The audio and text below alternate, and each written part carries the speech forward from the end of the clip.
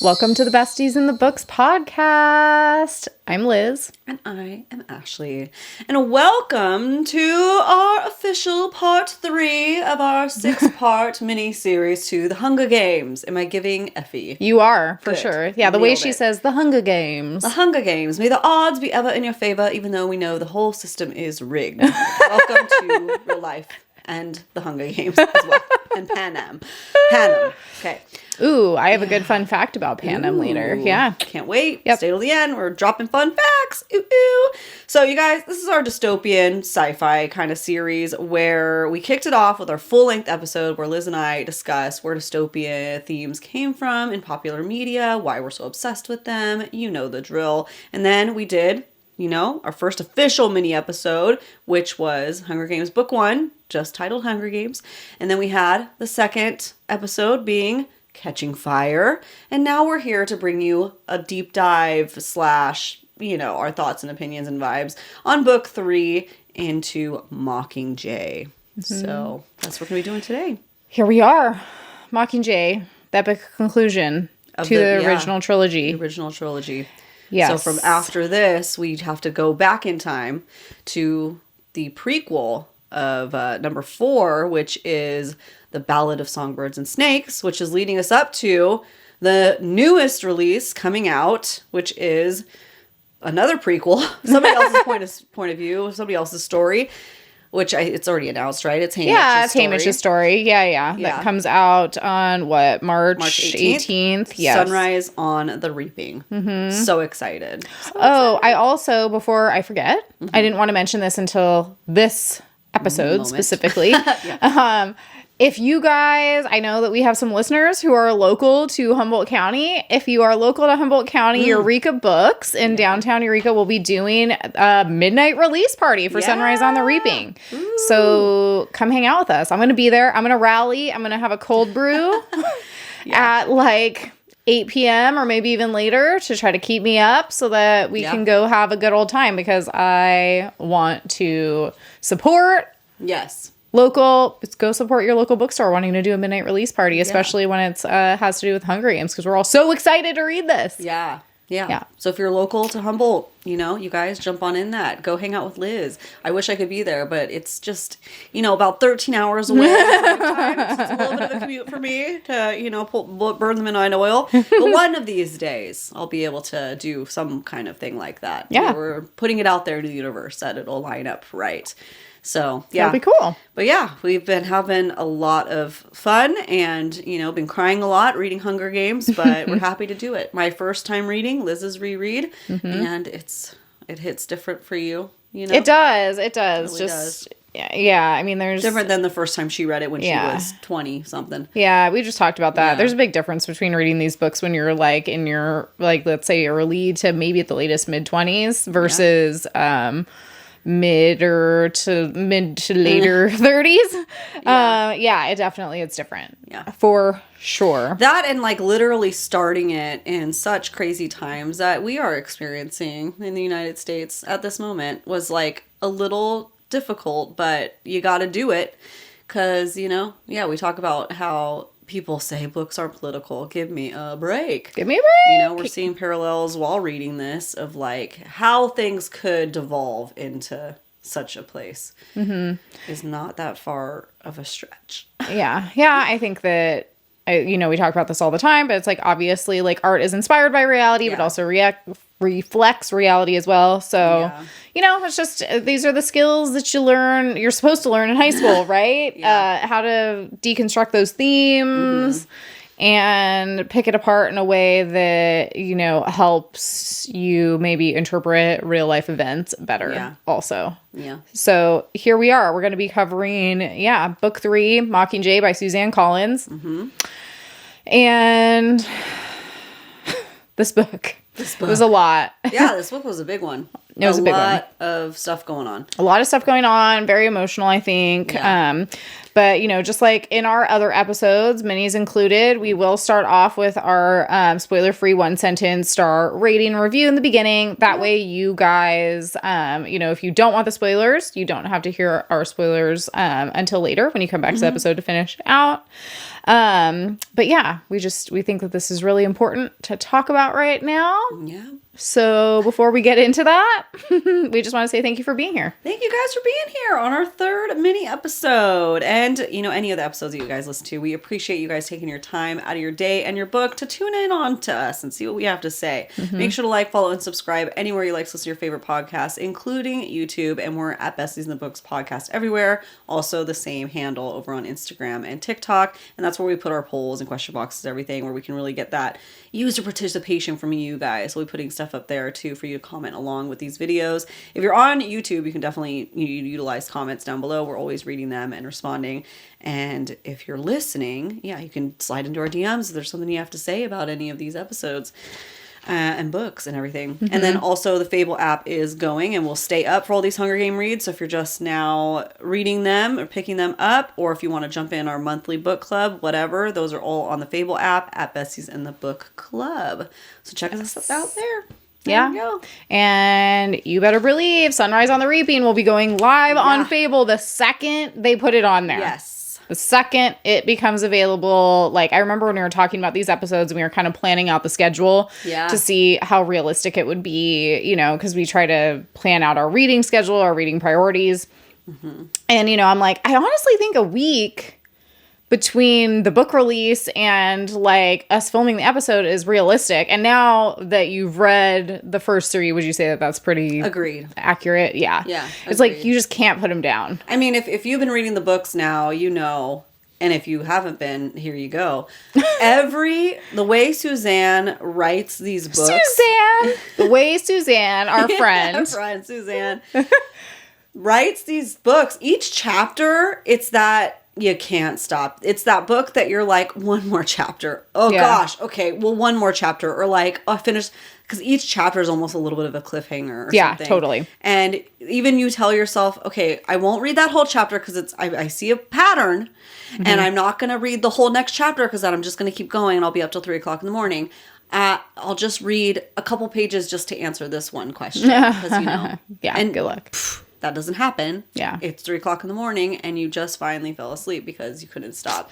And I love it. Yeah. Not all books can do that. No. In a not annoying way. It's like in an exciting way. So it's easy to read it quickly. Yeah.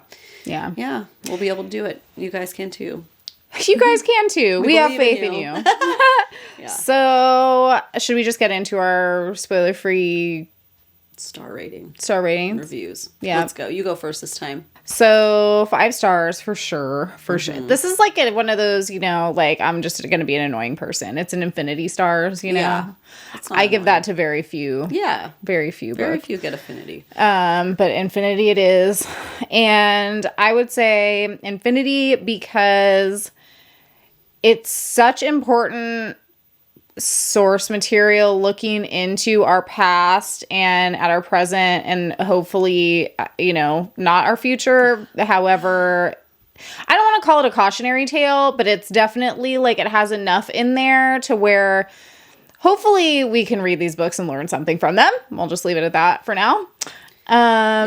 And I think that I also rate it a 5-star because of the fact that I was so deeply invested in these characters' plights, and the ending completely affected me in a really profound way and very differently than the first time. And to me, that is a infinity star because that means that it's going to affect you differently at different stages in your life. Yeah. And that's really cool.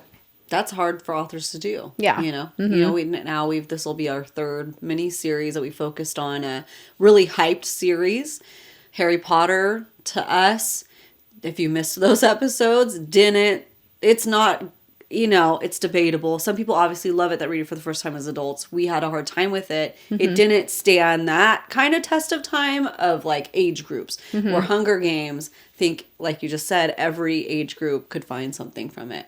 Well, it's like one of those things, this is not the same at all, but it's the same. It's like, I like to do a full rewatch. The only show that I do full rewatches of, other than Friends, because that's just fun to put in like the background or whatever, is Sex and the City. And the reason why I do that is because I feel like, depending on what age I am, because I usually do like a few years in between. Yeah. Depending on like what age I am, it's like I get completely different things from it. Yeah. And it's like, I'm sure some people think it's just like a silly little show, but I feel like it's helped me through a lot of things personally. And so I feel like Hunger Games, now that I've reread it, because I just read it that once before, it will probably be a series that I reread again. Yeah. Just because, I don't know, maybe every like 5 or 8 years or something like that, I'll be like, I'll pick that up and like just see what I can glean as, you know, an older version of myself. Yeah. From it. You know, I think that's really unique. Yeah, for sure. I mean, like you mentioned Friends. How many of us were like, didn't realize how toxic Ross was? And now that we're in our 30s, we're like, oh my gosh, he's so problematic. You know, he's hilarious, but like, oh, what a yuck guy, you know? I always think of that episode where was he going back to his ex-girlfriend's house to get his sweater, and he ends up under the couch while she's like making out with her new date or whatever. His salmon blouse. His salmon shirt. Yeah. And I just think about that. Like, imagine if your ex was hiding under your sofa. Yeah. Guys, like, that's not okay. Yeah, so that's a good example for sure. Just like a lighthearted example. But yeah, it's like I'm a completely different person than the last time I read The Hunger Games. Yeah. And I will be probably again like next some time. People, you know, on surface level think, oh, Hunger Games is like crazy, this book where people like have to fight to the death and there's like that love triangle, you know? Yeah. It's so much more than that. Like so much more. So, but every stage might different. High school, they might be more focused on the love triangle that's happening, you know? And then in your 20s, you're seeing a mix of things. And then right now, because of the state of the world and everything, that we're able to focus on this portion of it, which is more of the dystopian theme and the atrocities that are going on between the districts and the capitals. Yeah, I think that it's like the difference between like when you're younger, I think you tend to focus a little bit more on like, you know, like I don't know, like drama just between characters. Yeah, the character drama, you know, and it's like the older you get, I think the more you're able to zoom out. Yeah. Totally. And I think that is what makes it really visual unique. Description. Yeah. Because it's like, yeah, these characters and their plight is important, right? But it's like they're a drop in the bucket compared to what's really going on, unfortunately, you know? Yeah. So I'm 5 stars as well. My review is that, I didn't really understand how they were going to be able to wrap up this trilogy. I was like, how are they going to do it? But they did it. And I was satisfied. So, you know, it's like, while I texted Liz, like, it's going to be, while I hadn't finished yet, I said it's going to be hard to jump back into the prequels. It is, but it's not, you know, so you're left satisfied. So if you're wondering, like, does it leave like really open-ended and frustrated? No, you know, it wraps up. So in such a way. Yeah, I think it wrapped up in a satisfying way. I'm not going to say happily ever after or not, like, because obviously we're spoiler free. It's just, you feel you're content enough. Yeah. But I wouldn't be mad at it if, like, later on down the line, good old Suzanne called us up and said, I'm going to write some more. Yeah. Great. Keep going. Like, don't stop. Don't stop. For sure. Yeah, there's always more to the stories that can be told. But, you know, there have been books out there in the world that leave you totally like, well, what the heck? You know? This is not one of those. This isn't one of those. You feel satisfied. And it's very, like, realistic. It's a realistic ending. Yeah. So I appreciated that. So, yeah. Should we get into spoilers? That said, yeah. I don't know what that was. Flames. Okay. Flames. Hunger flames. Hunger flam. Spoilers upcoming. That's your jarring sound to say skedaddle. Get on, get. If you don't want to hear any full-on official spoilers. But if you're here, you probably are in it for the long haul, and we appreciate you. We do appreciate you. But if you need to go, we also appreciate you. Don't feel like I don't. It's just I get it if you don't want to hear spoilers yet. If you're in the middle of reading this, and you gosh, and this is the series. You don't want spoilers. Get out of here. Like, I'm yelling at you. You can save it to your playlist. You know, put a little reminder if you're still reading it, and for the first time, because we are going to spoil things 100%. And you don't, like, I went into this fully blind. I only remember these vague little random pieces that I was like, this doesn't make any, maybe that's a different movie. What is happening in my head? So, like, I pretty much knew nothing. Yeah, which is great. That's where you want to be. You want to be clueless going into this. I just had this discussion with my sister who's watching Game of Thrones for the first time. I was like, make sure you're not seeing any spoilers, anything, because now that you're watching Game of Thrones, weird stuff's going to pop up on your feed. Of course. Blinders. 100% blinders. She's like, I feel like she thought I was like overreacting, but I'm like, no, the whole thing with Game of Thrones is like, you don't know what's going to happen, and I want you to enjoy those unexpected surprises, good or bad, you know? Yeah. And that's how Hunger Games is. So leave. Yeah, so go on get. Even if you watch the movies, stop it, read the books. Yeah. All right, so 5-sentence summary. Let me get the piano, guys. Go. Here we are.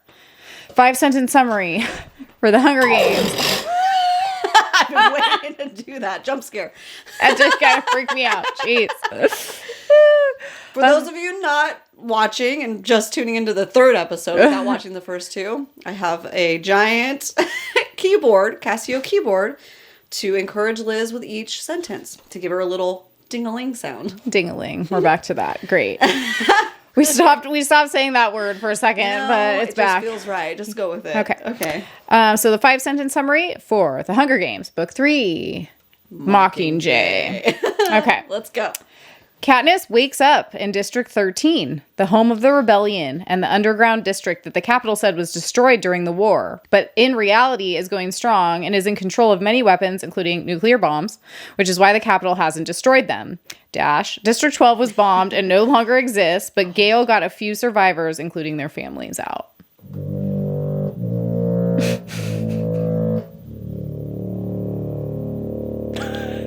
That's a good one. It's a good one. That last note that you just like hold. Yeah. Okay. Satisfying. Okay. Katniss realizes that her rescue was orchestrated by President Coin and District 13 so that she can aid them in uniting all of the districts using propaganda against the Capitol so they can finally be strong enough to invade and take over. But she resists because she doesn't want to be a pawn for another political agenda, and she wants to make sure all of the other surviving victors get immunity, including Peeta, who wasn't rescued, but is in the Capitol being tortured. Oof. Nice. That was a good one. Two. Coin agrees to grant all the victors immunity so that Katniss will cooperate and sends in a rescue party to retrieve Peeta, who is so brainwashed and traumatized that he tries to choke Katniss to death. That was crazy. But who they eventually reverse hijack into being mostly functional, if not completely racked with PTSD. Yeah.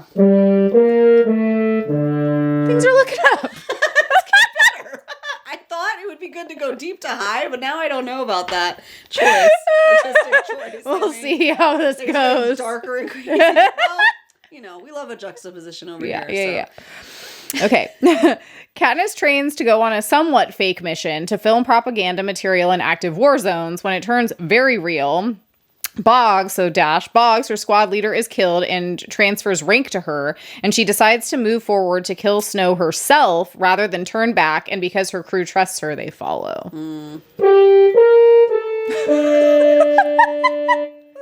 Just have to go with it. And then they did a jig, and it was all good. I love it. Okay, here we go. Here we go. In the final push to Snow's mansion, a bomb tactic that Gale devised kills Prim and almost kills Katniss. Finnick is eaten by mutations, I'm not sure how you say that. And Coin decides... mutations? Yeah. Or mutations. Yeah.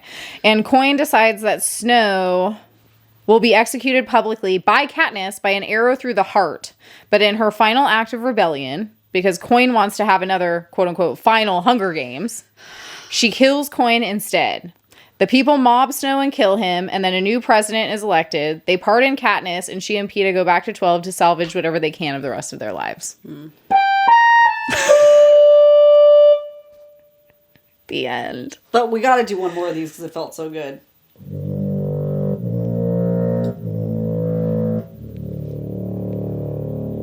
That felt more appropriate. That note might need to come back in the next episode we do. That's just feels so good. I don't know why. It's good. It's very like blah, blah, blah. Yeah. It gives President Snow. It gives that vibe. And that's his prequel coming up next. Yeah, so it I is. Think, it's very President Snow. So I think we might have to save that one. The French horn for anybody. Yeah, we're putting that into the episode so we don't forget. That's why it's so good to have a Casio keyboard on hand. Casio, please sponsor us, even though that's weird. Yeah. I guess we're sponsoring this weird book podcast. Okay. Hey, whatever works. What other podcast do you listen to that brings out a new musical instrument all the time? Name it. That isn't focused on music. Yeah. Not a music podcast. Book podcast, I guess. Yeah. So, all right. We have great. The 5 stars, 5 sentences. Thank you. Great job, Liz. That was an emotional book. I detracted from that a little bit with my keyboard playing. I apologize. No need to apologize. I feel like because it could very easily just take us to the bad place. So it's good to have a little bit of the. You reminded me of all the bad things for sure. Thank you for that. So it's good to remember. It's good to remember. R.I.P. Dude, it was brutal. It was a brutal book. It was. All of them were emotionally, but this one was for different reasons. My favorite part of this book was when Katniss impulsively decides to shoot coin. That was my favorite part. Oh, wow. Look at us. I did not see that coming. I was trying so hard to figure out. That's what was so great about and why this tone was different from me, because we really get to see Katniss fully accept that, she does stand for hope. She is a pawn for everyone, and she needs to make her own stance instead of just, because she kind of goes with where she's led to in the way that she believes, but she's not pulling the strings. She's not pulling the shots, literally. And she finally pulls her own shot. And that, I screamed, oh my gosh, whoa. Because I didn't like that lady. She Bad News Bears. And you can see how we're just going to end up in the same problem that we've been in. I mean, Katniss even says that in her inner monologue, and I didn't know how she was going to do this, because once you get rid of Snow, that's next in line. How are you going to do this? They want to kill Katniss too. And she does it. Yep. Yeah. I agree. Would you like to elaborate on that at all? Yeah, I mean, it was my favorite part because I didn't see it coming either. I mean, obviously this time I knew it was going to happen, but the first time I was like, I probably screamed too, you know? I think that it really it makes you think also. It's like one of those deeper parts of the book that I think really needs to be kind of picked apart. And I think a lot of people probably do spend a lot of time mulling that over because, as I said before, it's like, I think this is the book of ethical dilemma. Yeah.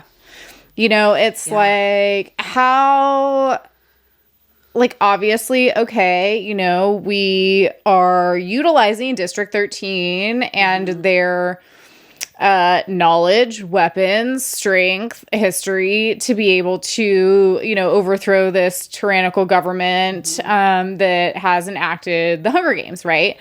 So in that way, it's good. Right? So it's it's kind of like this, okay, it's good. Coin's the one that's in charge. We don't really know, I don't think we know how Coin came to be in charge, do we? I don't think so. I don't think so either.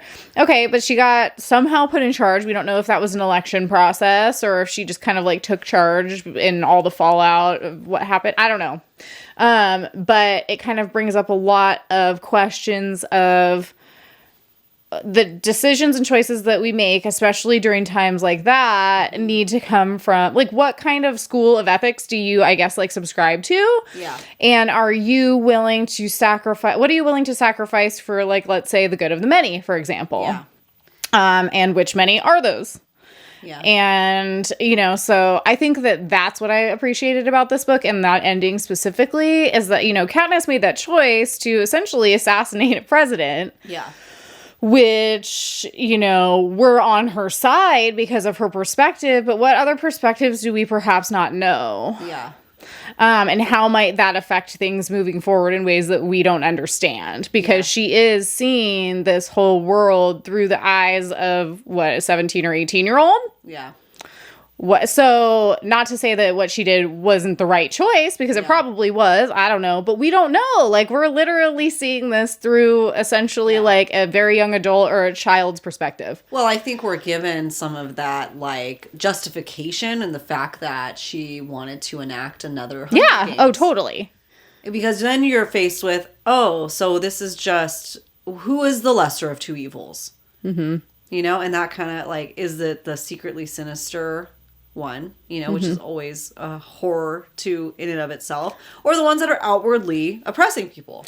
Well, but we have to also like we'll just play devil's advocate. We'll just go back and forth because I think these are the questions that are important when reading books like this. It's why we need to bring them up to talk about them, right? Yeah. So the reason why Coin proposed to have a final Hunger Games was to essentially prevent them from essentially killing everyone in the Capitol. Right. It was a compromise. It was a compromise. So the alternative to that was let's just drop a bunch of bombs on all these quote unquote innocent people in the Capitol and just kill them all. Yeah, because that's what the people wanted. Yeah. The districts wanted. So she's like, how about we just pick out one child from each thing, and Katniss can see, like, oh, this is going to snowball. Yeah. History is repeating itself. Like, what is happening? Oh my gosh. So. But let's say that Katniss hadn't assassinated Coin. Mm-hmm. What would things look like? Then they would have killed a bunch of people. Yeah. In the Capitol. Well, they voted to do the Hunger Games. Yeah. So.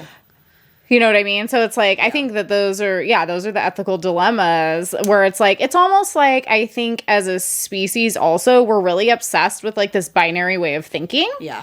And so we're presented with these two options, right? Like either have another final Hunger Games or kill all of these people outright. It's like, well, hey, maybe, maybe there's 8,000 million billion options. Other ways. Yeah, that we could figure this out. Yeah, seriously. And so maybe we need to stop thinking. Well, and we need to realize that, and we see a little bit through Katniss's eyes, how people in the Capitol, like, it's not all the same either, you know? Yeah, they're human beings. And they all, like, you know, going back to real life, you cannot choose where you're born or what body and what skin you're born into. You don't choose what side of a border that you're born into. So it's random. No matter what you believe, I think that is all agreed upon. You could be born in District 12, you can be born in the Capitol, and therefore you are subject to not only nature, but nurture. Mm-hmm. You are subject to what you are, especially 75 years now into Hunger Games. Yeah, that's a long time of conditioning. Like, can we really blame these children of the Capitol for the sins of their grandfathers, you know, and the sins of the Capitol when they're just freaking living their life, you know? Yeah. It's a revenge, like that they're just trying to use someone to get out their frustration, their anger, their turmoil on. Mm-hmm. And yeah. Well, and we have to really think too, it's like by, let's say, bombing all the people in the Capitol and killing all of the, you know, quote unquote innocent citizens or whatever you want to consider them to be, like, are we really resolving any long-term problems? No.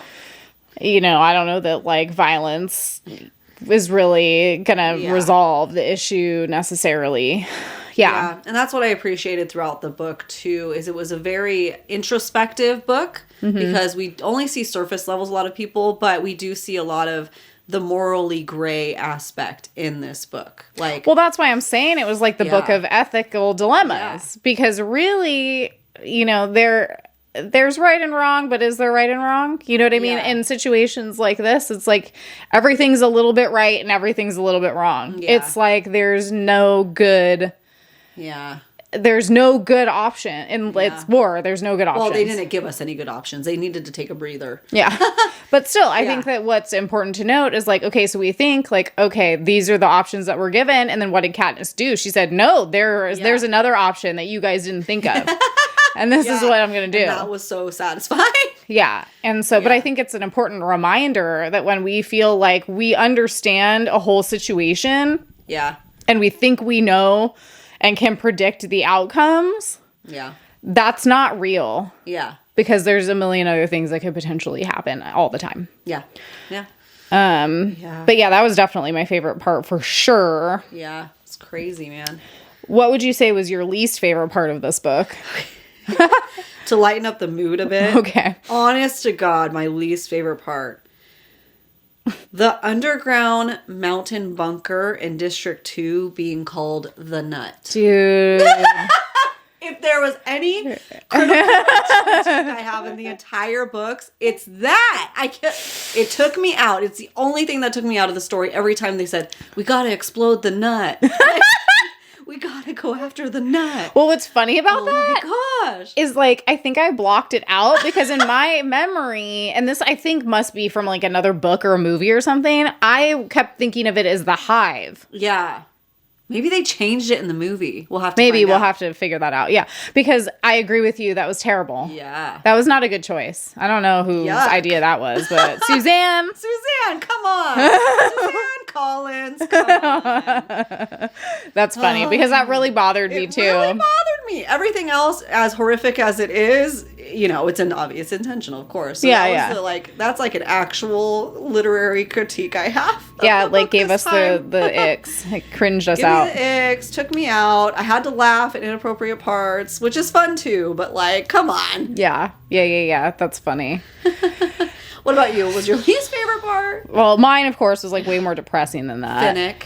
Well, no, that wasn't my least favorite part. Okay, so I was very upset when Finnick died, obviously. I was very upset when Prim died, obviously. Oh, yeah. I remember, like, crying continuously the first time I read both of those parts. Yeah.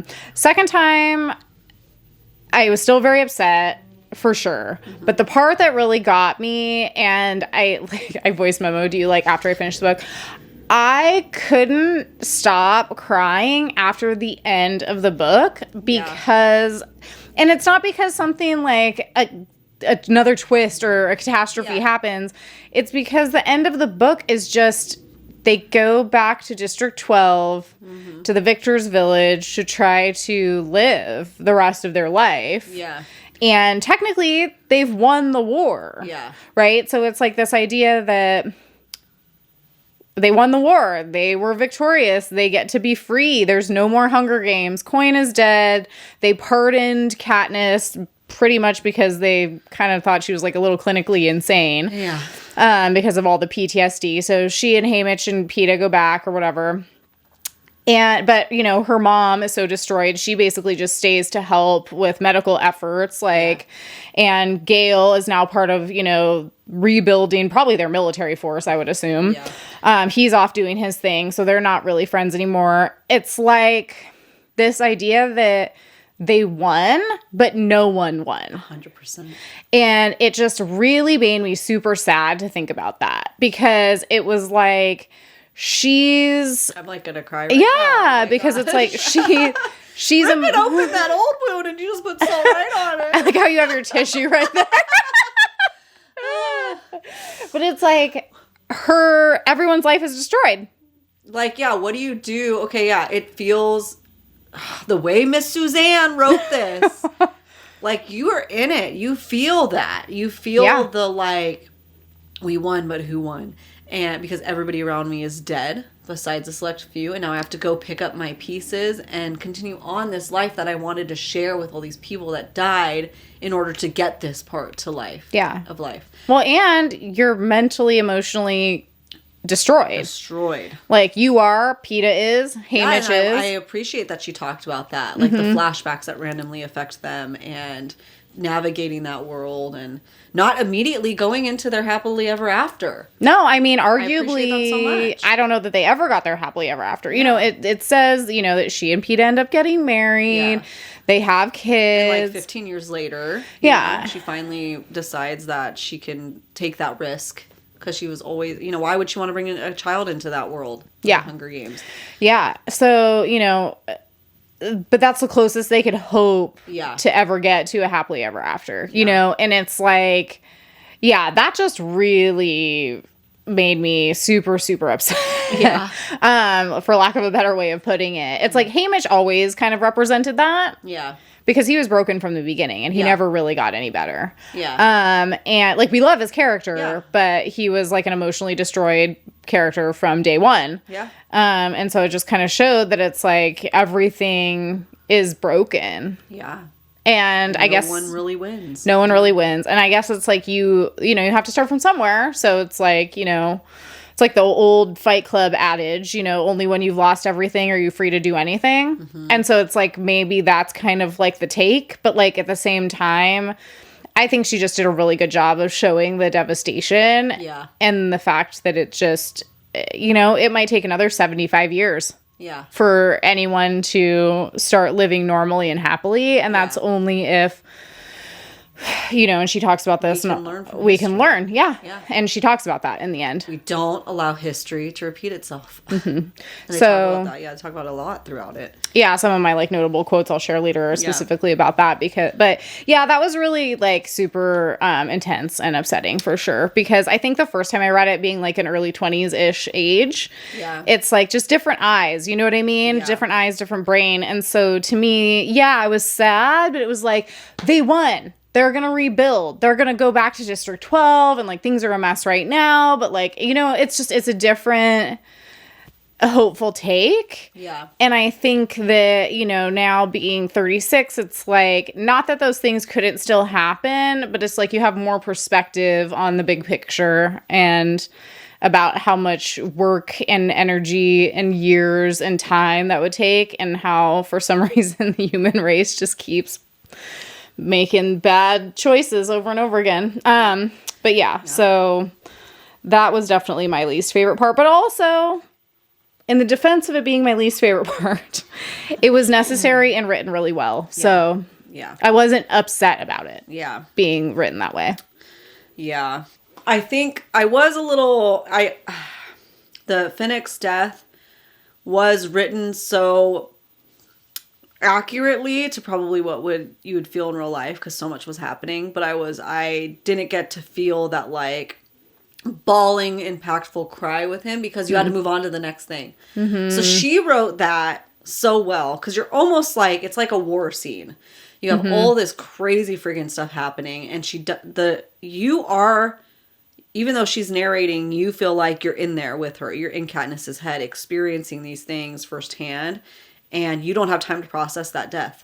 You know? Yeah, you have to survive. You have to bit later, go. But like, that was crazy. Yeah, that was crazy. Yeah, I think what got me was, you know, and I have the imagery of the movies in my head too, so I think that kind of contributed as well. You get that like really intense imagery of the mutations, you know, obviously like pulling him down, and then, you know, Katniss, I can't remember what the code word is, but basically you say whatever the word is to get the little thing to blow up. Yeah. It's like she does that and throws it down so that it's like, it's a mercy, it's a Cato moment, you know, it's the same kind of thing, and that really was upsetting for sure.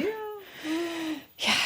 And then obviously the Prim situation was terrible. Yeah. I like what she talks about in that after effects is like, because she wasn't allowed time to process their deaths, they don't feel real. Mm-hmm. And that's so realistic, I think, for people that have experienced things like that. It's like when you're forced to move on. And it's like, wait, but I need to take a breath here, you know, and allow them that moment. Yeah, it was crazy. It was written so well. It was written really well. Who was your favorite character in this book? I mean, I had a lot of characters I really liked, so I'm just trying to like pick ones that are like maybe different. So I put Joanna and Cressida. I'm not really sure. I don't remember how you say her name. Yeah. Yeah, those were my two favorites for sure. I think we got to know Joanna a lot better. Yeah. I liked that, you know, they trained together, got ready together. I don't know. It just, they had kind of like a camaraderie that came from experiencing that trauma together. Yeah. I wish that like Joanna's story would be one I'd want to read. Yes. Yeah. You know? 100%. So I really liked her. Cressida, I really just liked her character. And in the movie, she was like such a badass that like, I just really enjoyed her a lot. Yeah. This was an interesting book because my perspective on some people shifted a little bit. Okay. But I'm going to have to do a shout out for Boggs.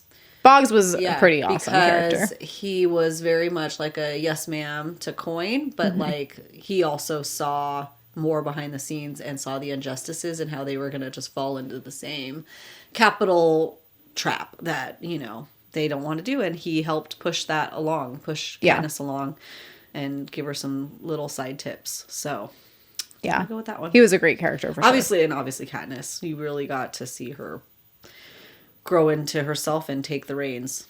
Yeah. I mean, I feel like all the main characters, like, I liked Peeta more. I liked, you know, I feel like a lot of people, this is where you would get really polarized on Gale. And so we can talk about that at the end when we talk about our Peeta versus Gale moment. Yeah. But yeah, you know, I liked Gale. I obviously like Katniss all the way through. So yeah, I feel like there was a lot of great characters. Yeah. Her whole little group. But they're also kind of surface level mostly because it's Katniss is experiencing and digesting all of her own stuff. So it's really her internal monologue most of the time and her little interactions with people. Yeah. So. But I think I got to understand Peeta's character a bit more in this book. We got to really see him evolve. That's for sure. Yeah. Change, grow, become more multidimensional. You know, and kind of, you know, grow up a little bit, even though it's a really horrifying way. Yeah, for sure. Who was your least favorite character? Coin. Yeah, Coin, obviously. And I gotta say, Gale, I really stopped liking in this one. Interesting. He bothered me. He did. Because I just definitely felt like he was withholding information from Katniss deliberately. And it was probably out of spite for her relationship with Peeta. So I felt like it was very immature. Yeah, it's different if it's like a Xaden situation. He's helping with a rebellion. So he has to keep it. Like, but no, it felt like very like, I'm not going to tell you because, you are into Peeta or whatever. I think you are, you know? Like, Katniss is literally the reason why they're able to move along at this point in time. And yet they purposely withhold stuff for her. I know she's a little, like, you know, she has her own trauma she's dealing with, but, like, I don't know. It just really bothered me. And we got to see that side of him that was very vengeful and bomb, and militaristic. What's the word? Not materialistic. Military. Militaristic. She literally goes and does that. Militant, you know? So he's going to fall into that same thing. So this was the book that I'm like, I'm done with you. Goodbye. Yeah, he's very like, the only way to fix this is by getting revenge. And that's how it felt anyway, like in the end. Yeah. I have a random thing that just popped into my head that I thought about. And I've thought about it in the past before, but like since we're talking about it. So like obviously President Snow is who he is and we take him down and he's evil and bad, right? Yeah. Okay. I did also like that he basically just died in the end by getting mobbed by everyone. But I love that he laughed. Like that was such a crazy chaotic moment. That was like, you know? Well, I'm excited because it's like we're reading A Ballad of Songbirds and Snakes right now, so you'll get his backstory. Yeah. Find out where he's coming from. But okay, so obviously we have that. Cool, great. That's the perspective that we're coming from, even in the United States, right? Where here we are still with only men as presidents. Okay. Do you think that, like, this is what I'd ask Suzanne Collins. Suzanne, please answer this question. I wonder why. Do you have any insight on this? Like, Coin was a woman. Yeah. So it's like she represented almost like this new government, like this new way of being, the revolution, as does Katniss, right? It's like she's the mascot, if you want to say. And then the president is a woman too. Yeah. Like, I feel like that must have been intentional. Yeah, I don't know.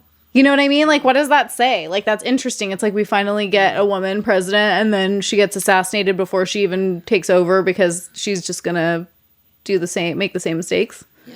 That's interesting. Yeah, that is interesting. Because it's like, I think because I feel like in a lot of dystopian fiction or whatever, I mean, look at it. It's very common to have female leaders in dystopian fiction. Yeah. I don't know.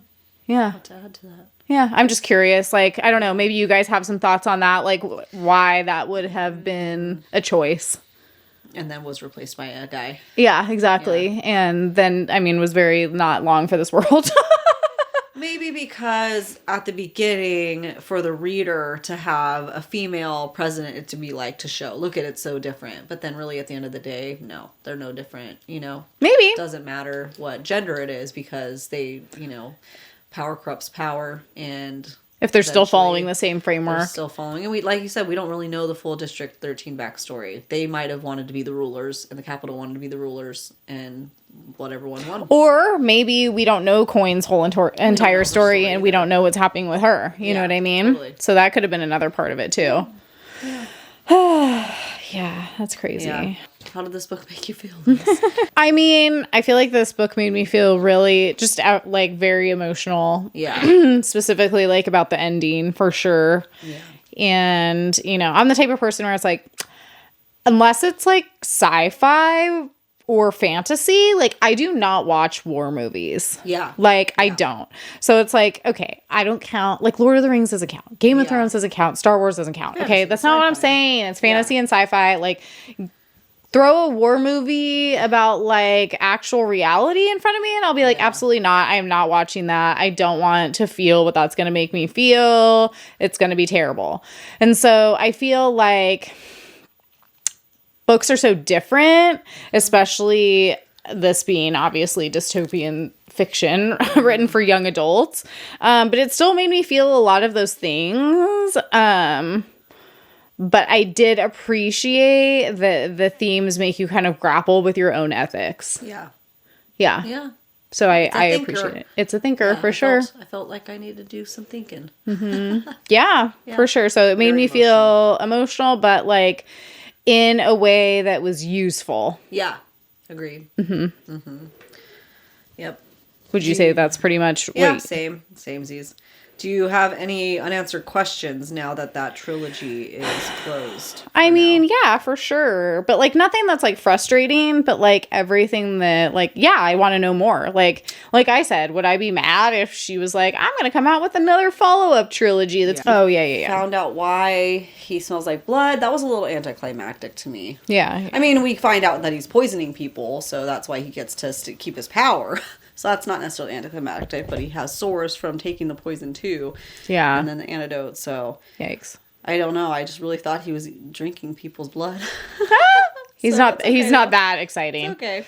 And then I think that was the only. I didn't have any. I don't think I had any unanswered questions. No, for me, it was more so just like I would love to know more about so many of the characters. Like literally, if every single one got their own book, I'd be 100% stoked about that. Yeah. Like Finnick needs his own book. Joanna needs her own book. Like, yeah. Yeah. I feel like I'd like to know where are they now. Yeah. It's like what is that? VH1. Yeah, where are they now? Where are they now? Yeah, but it will be good to read about Haymitch's story for sure. Yeah. Yeah. Dystopian themes that stuck out to me would be like, in war, who's really good and who's really evil, Yeah. Is there any, like we went into length about at the beginning of the episode?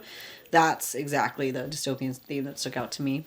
So. Well, yeah, it's like the victor writes the history. Yeah. Right? It's like that's kind of, it ties in with that, History repeats itself. Yeah. Those are all very dystopian themes. It's like that, comes down to, I guess technically that would be media control. But yeah, it's like, obviously, like the history books are teaching whoever won the war is the one writing the history books and teaching future generations what happened. Yeah.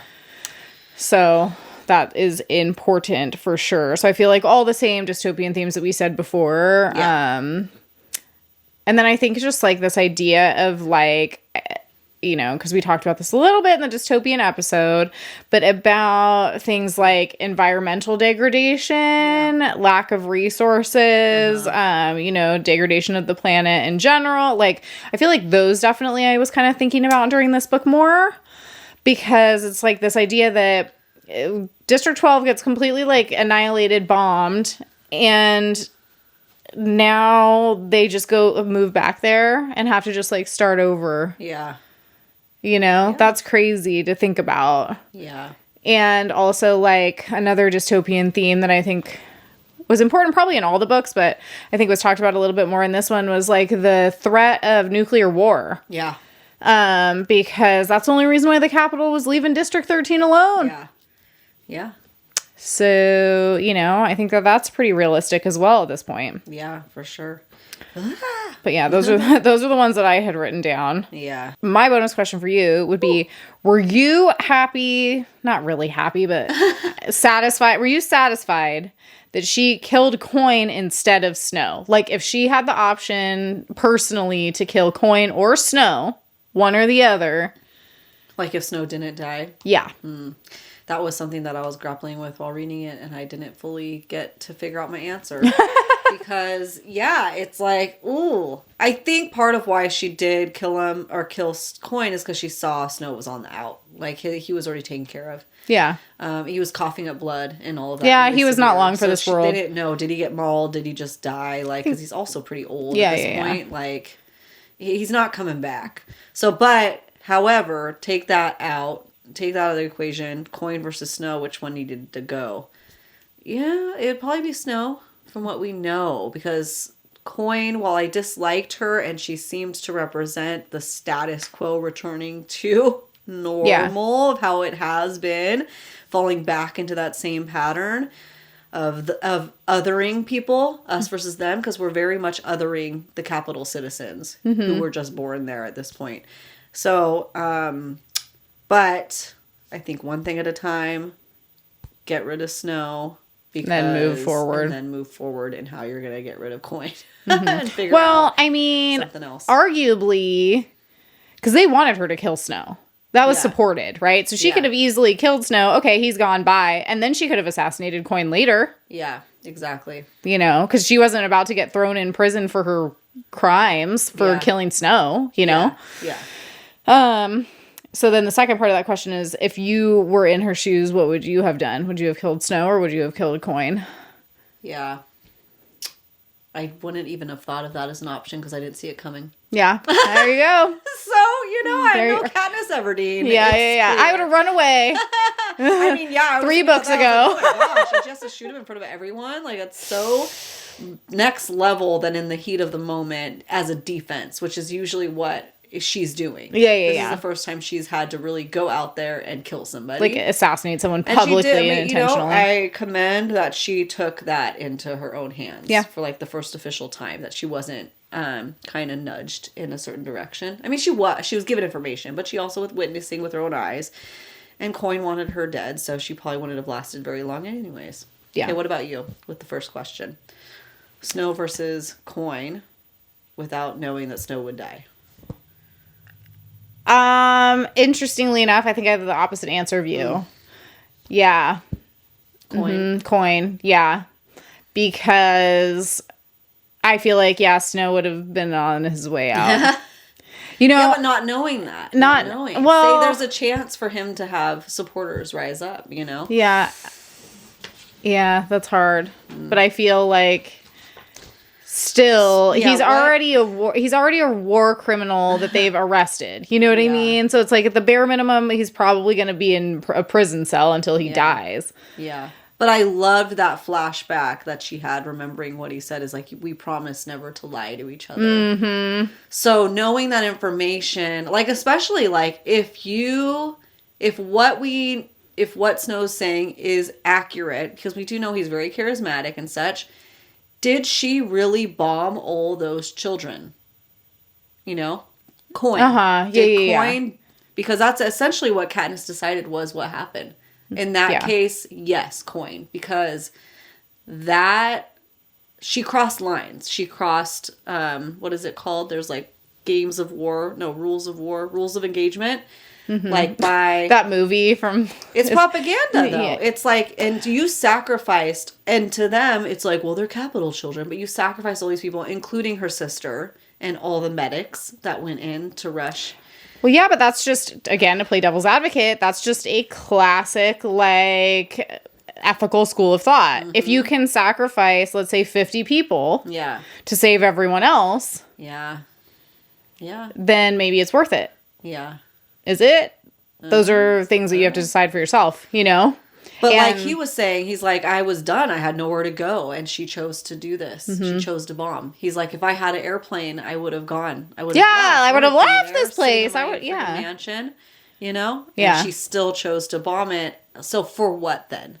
Because did she really need to do that? Yeah. At that point in the thing, the war, it was like the freaking ground was imploding. Like everything is chaotic. They're done. They've seized the capital. Yeah. They have him Like it's surrounded. useless. Like what's the point and of then that? you still went through with pushing the button. That kind of like showed who Coin really was. If that's really what. And obviously at the end of the day, Katniss decided that what Snow said was truth. And at that point, what does he have to gain other than a final like hurrah. Yeah. hurrah? But it's also like, how much, I guess we also don't know as the reader, how much power does Coin really have? Is she really making the shots 100%? And if so, why in the world did we give her that kind of power? No. Yeah. You know what I don't mean? know that much about District 13. Exactly. Like, what We did really District don't. 13 do? Was she elected? Did she seize power? Is she wielding power over everyone and just making all these decisions? Or is that council of people backing these decisions she's making? And then we have a bigger problem at hand, you know?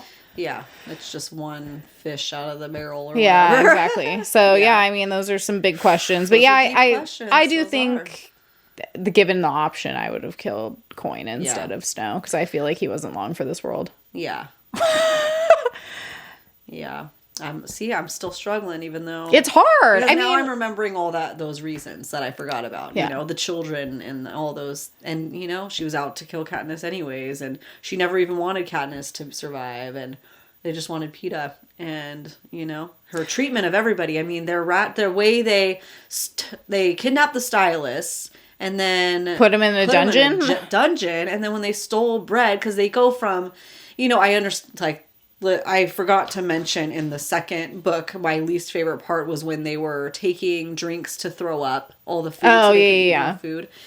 The like way that's so horrific as someone who was dealing with starvation on a day to day, that people in the capital, and I understand why. Then they're like, these gluttonous people are eating so much and then purposely throwing it up. That of course they have a vendetta against them, the wastefulness. But then you have District 13, that's the other part of the extreme of completely restricting down to a science, like everything. And you think that's going to get better? It's not. Like, and you have... It's just a different form of government control. It's just a different form, you know? And the end of the day, nobody wants any of that. I wish they could. I wish we could live in a society that people can self-govern, but that's just not realistic, unfortunately, we've seen. Yeah. So, you know, there can't be full anarchy. I know people will disagree with that, but there can't be. Like, to They can be, but then we'll see what happens. Like, yeah, good luck. Someone's going to take over. Like, eventually, someone's going to take over. I think it's there is like... going to be. What kind of lesser of evil do you want? Like, there's not going to be a perfect society. Yeah. That's I mean, I was going to say, topic. that's a very, like, deep philosophical debate. Yeah. We even talked about utopia, you know, and that. And there were still people being oppressed in the original, you know. Yeah, they enslaved people. They're like, oh, there's no rules in this. There was like a utopia book that started all of this, you know, partly. And so you have like, there's no rules and there's no law because it's utopia. Everybody self-governs, but yet you do have servants that do the manual labor, but that's okay because they're prisoners. Or criminals. Well, what are their crimes if nothing's criminal? Yeah. That doesn't make any sense. It's like inherently flawed. Yeah. I was just thinking about... It's like, how do you live? I don't know. It's crazy. I mean... I was just thinking, I don't remember what grade it was in. I don't remember what grade it was in, but obviously you have to talk about all the different, like, you know, philosophers when it comes to, like, you know, like the John Locke's, if you will, you know, to talk about all these, like, different, like, political theories. Yeah. Like, if our teachers could see us now, would they be so proud? My giant keyboard and I'm like, but then we're choosing to talk about these things for fun. Yeah, for sure. That's well, when cool. my daughter was coming home from school yesterday in the car, and we're talking to her about getting, you know, her schoolwork done, and Liz like, wow, we literally make book reports for fun.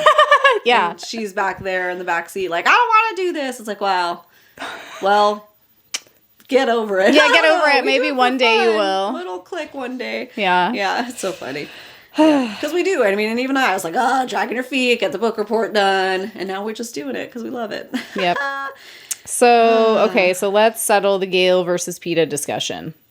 Shall we? now that we have, I mean, this is the end. Like, there's no more to go off of with the Gale and Peeta thing. Yep. Other than the movies, I guess, but yeah, but I think that might be different too. Okay, like, we'll count of 3. Gale versus Peeta. Oof. 1, 2, 3. Peeta. Wow. Yeah. What a surprise. I mean, obvious. So I've already kind of talked about Gale. He was one of my least favorite people. So he really changed, in my opinion. And obviously Peeta did too. Like, I don't think he changed. I mean, I don't think he changed my opinion. I said. Yeah. Yeah, my opinion of him changed. I don't like him anymore. Congratulations. We got to see more of him, though, too. So, you know, we didn't really get to see the full scope of who he is in different environments other than just, you know, starving. And but also Peeta, you know, we talked about, grew as a character under horrendous circumstances and has become more multidimensional of a person. Therefore, I can respect him now. You know? I think Gale, it's like that Oprah quote. When someone tells you or shows you who they are, believe them. Yeah. Gale was always Gale. Yes. From the first go, you know, where he would talk about how much he disagreed with everything that they were doing. He always had that militant perspective. He always had that you know, I guess you could call it anti-establishment perspective, whatever you want to say. Since the inception of his character. Yeah.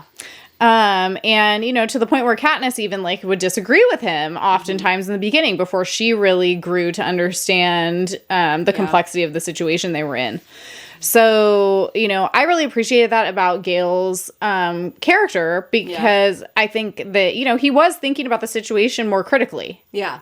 In the beginning, and I think that that's important. You know, he was saying, like, no, this needs to change. Something's got to give. We have to do something. We can't just expect other people to do it for us. Like, we have to do something. You know, but then in the end of the day, that there was no nuance to his character. It was the same. Yep. And then he also fell into, you know, militant society or whatever you want to call it. Like a similar structure. It's like he became part of the structure instead of being oppressed by it. Which, you know, again, that's another argument that you can have that's philosophical. Do you have to work within the system to break it down, or do you have to work completely outside the system? I would argue, you know, my kind of school of thought on that is, you know, the master's tools will not dismantle the master's house. Like, you cannot use the same tactics to take down the system that you're trying to destroy. Yeah. Otherwise, you'll just recreate the same problems. That is the school of thought I subscribe to. I know people differ with that. That's fine. But I think that, you know, Peeta, in my opinion, and the reason why he grew on me, he bugged me in the beginning because I felt like I was like, okay, we get it. You have immature. Yeah. You have a crush on her. You want to keep her alive. That's great. But at the same time, it's like, was he immature? Because he was playing him the whole time. Yeah. Because we got those little glimpses on the rooftop and in the quiet moments and holding her through her nightmares and knowing that this is wrong. And the first act of defiance we actually really got to see within the whole Hunger Games trilogy was Peeta giving her the bread. Yep. That was meant for the purposely burned that he knew his mom was going to beat him for. Yeah. And gave to her when she was literally on death's door about to starve. Yeah. You know? So he actually was the first one to start like a resistance within the characters we know, you know? Yeah.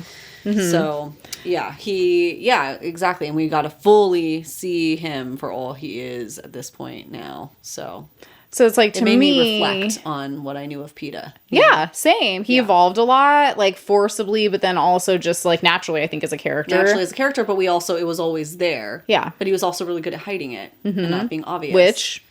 And Katniss noticed in, I think it was the second book, like his words are what will inspire people. Like she's not good with words, you know, like she can't, like, don't tell me to, I don't know what to do with my hands when the camera goes up, you know, but she's like, where's Peeta? Because he could inspire the people with the things that he says.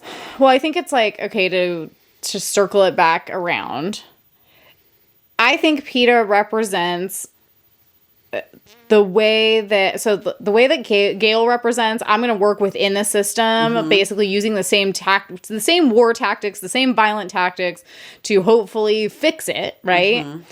Peeta is representing, I think, the other ways that you could work not within the system to take it down effectively as well. And I think it's like a defense versus offense. Yeah. Or just like, I think he represents like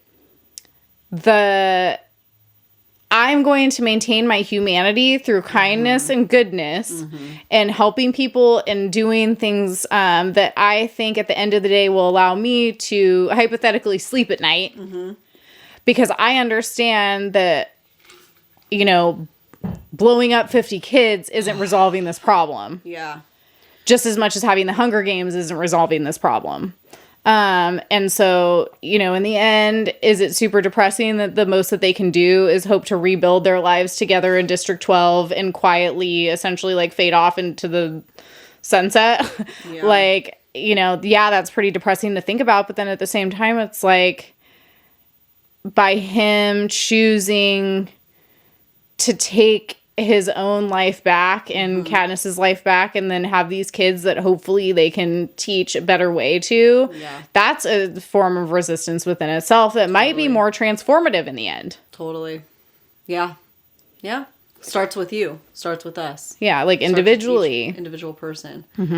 So I think that's what Peeta represents for sure. And that's why I think that when people try to minimize the story down a lot of times to a love triangle, it really frustrates me because, okay, fine. Yeah, there's a love triangle for sure. Yeah. But it's like, I think what it's really representing is like the different ways that we can navigate a situation like this. And Katniss, it's like they're personified version. Yeah, totally. Yeah. That's exactly what it is. And Katniss has to figure that out for herself. Yeah, the love triangle is a tool to help the reader really conceptualize this constant to be this way, to be that way, you know, choice. Oh, and not to say that any way is right or wrong necessarily, because I think that that's a really murky idea to navigate. But I think that it's a way to not just get us to understand it and see it, but like to get young people who are reading these books when they're in middle school, high school to understand that concept a little bit better. Yeah, totally. Make it digestible. Yep. So crazy. You thought that was just going to be an easy Gale or Peeta question. Yeah, no. Buckle up. Buckle up. So, do you have any quotes that you want to share with the group? Obviously, I don't know if it's been said yet. Fire is catching, and if we burn, you burn with us. Such a powerful quote, though. So good. Okay, so I loved this one. It's towards the end of the book, or maybe middle. I don't know. It's somewhere in there. Panem et Sir... I'm going to mess this up. Circenses translates into bread and circuses. The writer was saying that in return for full bellies and entertainment, his people had given up their political responsibilities and therefore their power. I think about that. I think about the capital, the excess of food, and the ultimate entertainment, the Hunger Games. So that's what the districts are for, to provide the bread and the circuses. I know, I highlighted that and shared that to stories. So good. Yeah. So good. I did like when I found it interesting when Peeta and Gale, she overheard them having that moment of like, it's going to be like, who is she going to pick, me or you? And I think it was Gale that was he's so bleak and just like black and white that he's like, well, it's going to be whoever she can survive with or whatever. And she was really upset with how he worded it. And I liked that in her monologue. She's like, that's dumb. I can survive just fine without either of them.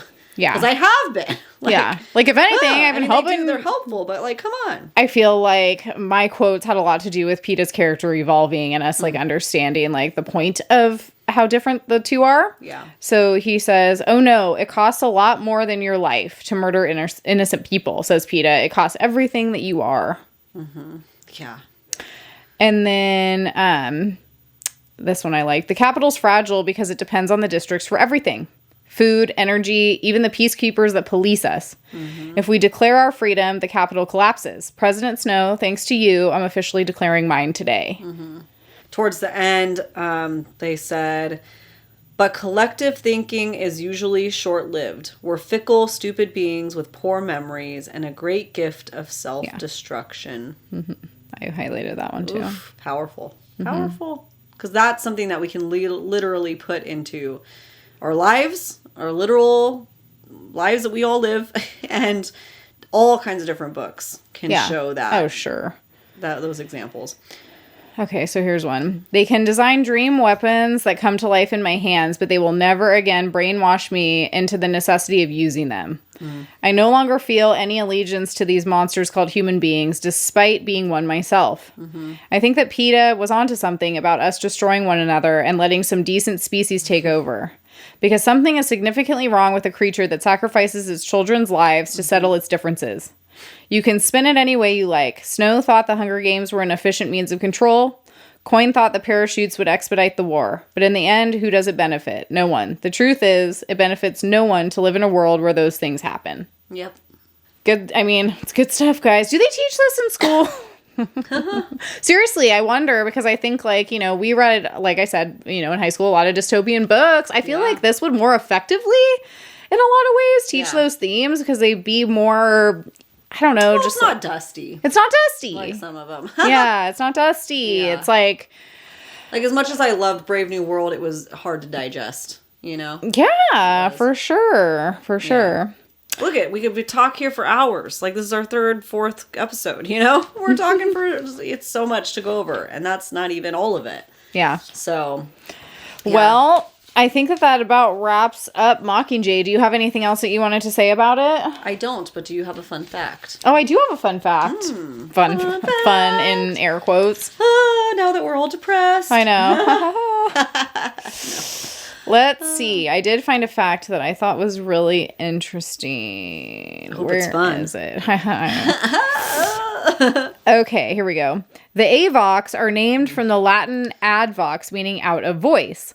The Latin word panem does mean bread, but the accent is on the first syllable. Everyone in the movie accents the second syllable almost as if they're saying Pan Am, which would be as if they're saying all American. Whoa. Crazy. I was like, that's pretty interesting. There you go. There you go. Because I think that, you know, that's something Ashley and I were talking about when we were watching the first movie, is that this is a post-apocalyptic American story. Yeah. Yep. And I feel like sometimes, you know, when we're reading fiction like this, it's like we tend to forget that. It's like, oh, it's in like this other world, or it's in like this other whatever. It's like, no, this is very specifically like they're literally in Colorado. Yeah. The capital's based around the Rockies because of the mountain range. And I did see, because I made up this whole elaborate story outside of what we're actually told. But what it was, like, I thought it was like a virus or something, like something that forced them to all like Reorganize. Well, it was natural disasters and like food scarcity or something like that. So it was environmental. It was environmental. Yeah, global warming. Like, it was an environmental disasters that caused a disruption in the status quo for the capital to come in and like reorganize and redistribute the districts. Yeah. So I was onto something. I got something there. I elaborated. But that's always a possibility. Look at all the hurricanes and all the fires, and we just went through California. Like, there's always destruction going on. So it's like, how far will it go for something to be like, well, we have to do this, guys, for the greater good. Yeah. Well, and it's not harped on too much, obviously, in these books, but like we talked about that in the dystopian episode, where kind of like this new wave of, you know, YA dystopian fiction stems a lot from the environmental. Yeah. I guess you could call them fears, you know, I'm using air quotes, but basically environmental issues. Yeah. And so that would track for sure. Yeah. There we go. All right. Okay. Well, we're wrapping that up, but I mean, we've still got 2 books left. That's crazy. That's a lot to unpack, and then to be able to go back in time to see where Snow came from. And it's like, I've already read Songbirds and Snakes. I loved it. So I'm excited to see what you have to say about it. And then we get to read the new one with all you guys. I'm so pumped. Yeah. So excited. So I hope you guys join us. Make sure to like, follow, and subscribe anywhere you like to listen to your favorite podcast, including YouTube. You can jump on the Fable app and search Besties in the Book Club to join us there, especially for that one, which again is called Sunrise on the Reaping. Thank you. It'll get in there by the time we film it. It'll stick to my brain. But you guys, thank you for watching, and we'll see you in the next one. Okay? Bye.